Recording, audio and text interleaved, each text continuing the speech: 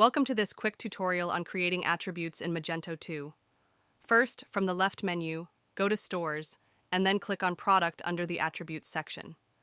Next, click the orange Add New Attribute button in the top right corner. Now, fill in the necessary details, like the attribute name and input type, such as text or drop-down. Then add in the selective options of the attribute.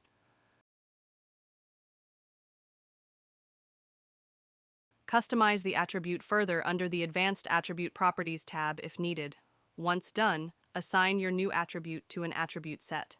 Navigate to Stores and Attribute Set, select the desired set, and drag your new attribute into the appropriate group. Finally, save your changes and check if the attribute appears in the product creation form. You've successfully created a new attribute in Magento 2. Thanks for watching and happy customizing.